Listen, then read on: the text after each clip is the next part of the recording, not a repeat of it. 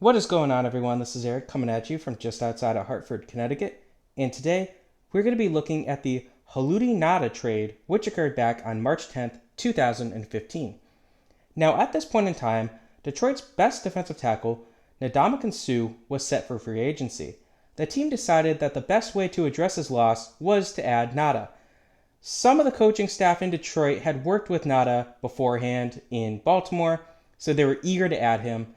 Now, Baltimore, on their side, had tried to sign Ngata to an extension, but the two sides were far apart on a potential deal, so they decided the best thing to do was to trade him for future assets and draft picks. So how'd this trade work out? We will start with the Detroit Lions. Now, of course, the main player that they got was defensive tackle Haloti Ngata. Now, Ngata had a slow start to the 2015 season, as he played through an injury.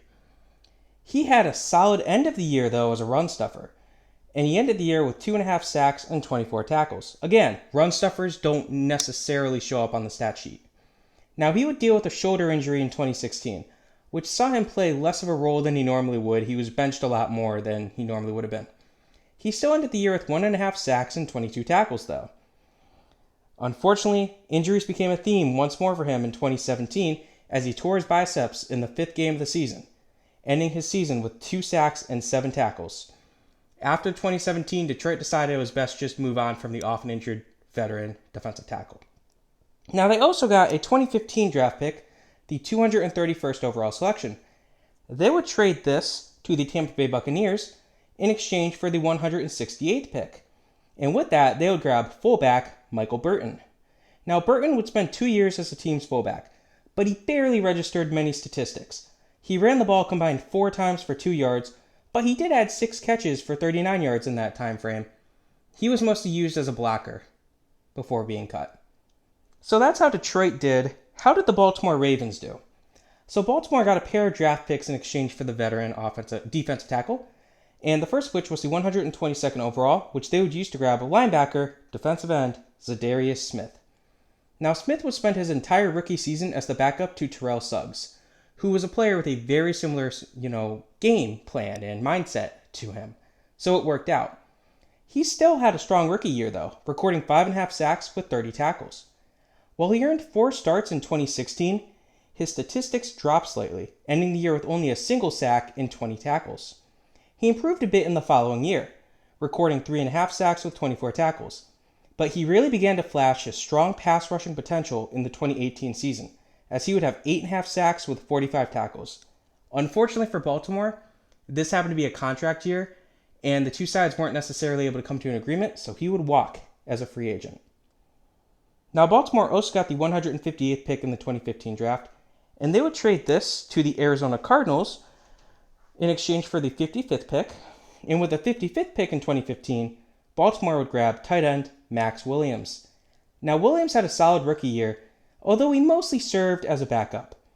He had 32 receptions for 268 yards and a touchdown. Now, he would catch no passes over 4 games in the 2016 season before he was shut down with a knee injury. He caught 15 passes for 86 yards and a touchdown in 2017, and then he saw his role slightly increase in 2018, but he decided it was best to move on and find a new team, so he walked after his rookie contract expired. So that's how Detroit and Baltimore did. Not necessarily how either team hoped they would do. How did the two secondary teams do? Let's start with the Buccaneers. Now, Tampa Bay got defensive end George Johnson in the trade with Detroit, and Johnson had a decent year in 2015, as he would record 23 tackles and a pair of forced fumbles. However, he would miss the entirety of 2016 due to a hip injury, and this, combined with some new changes in Tampa Bay, led to him being waived prior to 2017. Now, they also got the 231st pick in the 2015 draft, and with that, they would grab fullback Joey Iosefa. Iosefa did not even make the final roster for the team, which is normally expected for a mid to late 7th round pick. Lastly, we have the Arizona Cardinals. Now, the Cardinals got the 58th pick and another later pick for moving down 3 spots in the 2nd round. Can't blame them for that. So the 58th pick in 2015 by the Cardinals was used to select defensive end linebacker Marcus Golden. Now, Golden had a solid role as a rookie, and he ended the year with 30 tackles and 4 sacks. He would start to flash his pass rushing potential in 2016, recording 12.5 sacks with 22 quarterback hits and 51 tackles. However, he completely fell off a cliff, a bit at least, in 2017. He did not have a sack, but he did have 11 tackles in 4 games before he would tear his ACL. Now, the ACL tear did slow him down in 2018, but across 11 games, he would have 2.5 sacks with 30 tackles.